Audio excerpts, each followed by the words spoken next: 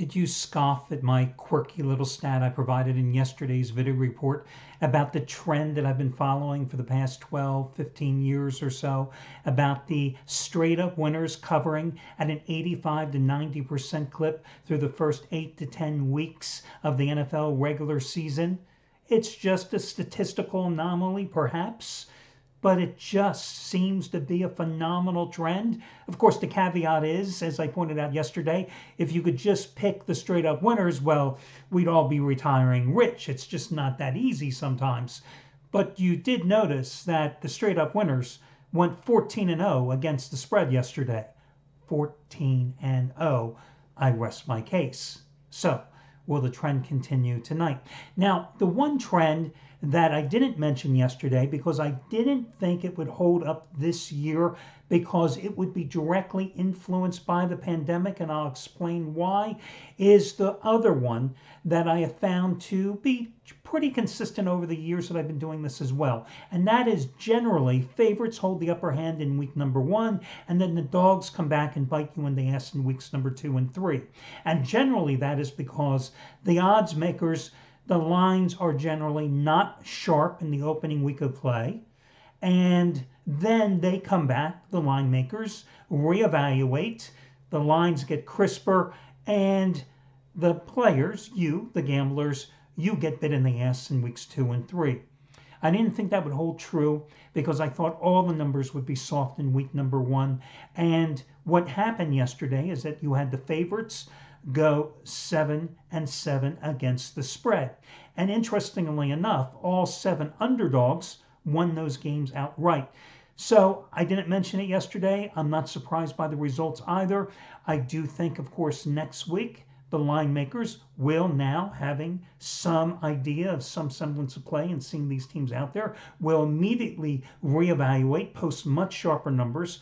So I do think that trend will revert to form in weeks 2 and 3, where the underdogs will rule the roost. So we'll have to wait and see. Now, yesterday I had a best bet and won once again with a top-rated 15-dime release on the Baltimore Ravens. By the way, Bob Valentino was on the wrong side of the game. I just want to point that out here at the site. Far be it from me to criticize a fellow handicapper, right? But I just thought Baltimore was clearly head and shoulders above the Cleveland Browns. I just didn't think the Browns were any good last year, and I didn't think the coaching change would make any difference. However, before printing those Super Bowl tickets for the Ravens, let me just point out a couple of trends after reviewing the game and the box score that still should be of concern. You know, last year, the Ravens defense, for as good as they were against the pass and blitz happy they were, they couldn't stop the run. Now, if you look at the final standings for NFL stats, you'll see that they were like 17th against the run. But the number that was of concern is that they gave up 4.4 yards per carry. They went out, they got a couple of good run stoppers to bulk up that defense. But yesterday, Kareem Hunt, 13 carries, 72 yards. That's 5.5 yards a carry. Nick Chubb, 10 carries, 60 yards, 6.0 yards per carry. So that is something to be concerned about. Also, the Ravens, strong running team, as we know. They went out and added J.K. Dobbins out of Ohio State yesterday against a Cleveland team that was awful against the run last year, averaging a yield of about 5 yards a carry to opposing ball carriers. Mark Ingram, 7 carries, 45 yards. Okay, that's pretty good, 6.4 yards a carry. Jackson was their top ground gainer, Lamar Jackson, 7 carries, 45 yards. But everybody else, Dobbins, 7 for 22. Gus Edwards, 4 for 17. So as a team, even factoring in Lamar Jackson's output, 30 carries, 107 yards, 3.6 yards a carry. Last year, the Ravens moved the chains not only because of Jackson, but because that ground game was so successful. So just a couple of things that you have to be aware of going forward when looking at the Ravens. Now, for tonight, the complimentary play. Listen, I went down in flames with that complimentary play yesterday. Philadelphia up 17-0, and then absolute total collapse, not only by the defense, but also because Carson Wentz just played horrific ball in the second half of that game as the Redskins came back and scored 27 unanswered points. My best bet tonight happens to be the early game.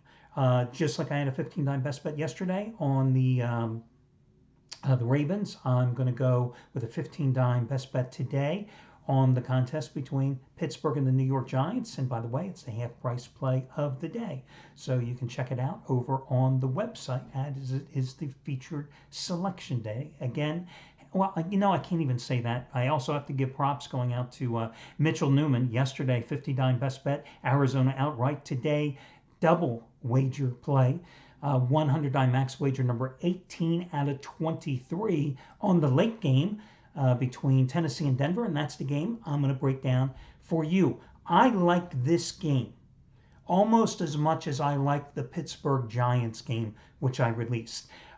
Tennessee, remember last year, week number 6, went into Denver, lost 16-0. Forget about that game. That was the turnaround point for Tennessee last year. That was the game that they benched Marcus in the third quarter, turned to Ryan Tannehill, and from that point forward, the Titans became a different team. Not only because Tannehill became such an effective quarterback for them, excuse me. Tannehill last year, 2,700 yards, 22 touchdowns, 6 interceptions in 12 games, 10 of them starts for the Titans. But in the final 9 games of the season, the Titans averaged 32.7 points. They averaged between week 7, the game after the Denver loss, and week 17, before they sat, everybody in the regular season finale, they averaged 30.4 points a game. With Mariota at quarterback, they averaged just a tad over 16.3 to be exact. And of course, Derrick Henry was just magnificent. With Tannehill at quarterback, he got 22.8 touches a game and averaged almost 131 yards a game. That's how effective the Tennessee offense was with a real quarterback who had a lot of play action, and that made Henry all the more devastating. And that offense is just as strong. They returned 10 out of 11 starters. Now, of course, everybody's looking at Denver. They say, hey, Drew Lock is the guy. They won 4 out of 5 games with Lock as a starter last year. They played nobody down the stretch with Lock as a starter last year. Denver went out and they drafted a couple of good wide receivers. Problem is, KJ Hamler has a hamstring injury. God knows if he's going to be playing tonight. One of the returning wide receivers, Cortland Sutton, has a shoulder injury. He is questionable to doubtful tonight, so that wide receiver core is banged up to say the least. Yes, they went out and got Melvin Gordon. I don't quite understand that. That pickup. I mean, Gordon didn't look good after he ended his holdout last year with the Chargers, and they already had Philip Lindsay.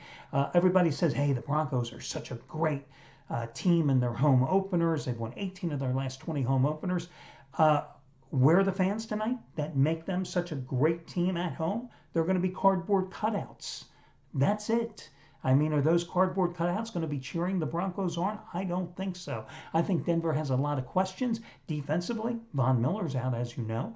Defensively for the Titans, Clowney is going to play tonight, even though they just signed him 8 days ago. Beasley also expected to see his first action. Vic Beasley for the Titans tonight as well. And this Titans defense was pretty damn good last year, as you recall. So I like Tennessee. I'm buying the half point down here on the Titans, anywhere up to 4.5 points, and Tennessee is going to be your freebie.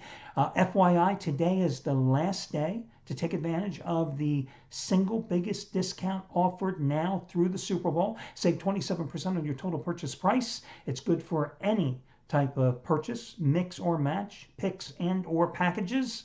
It's a 27% discount coupon, and the coupon code is 27%. 27 PERCENT. That'll do it. Best of luck, and talk to you again tomorrow.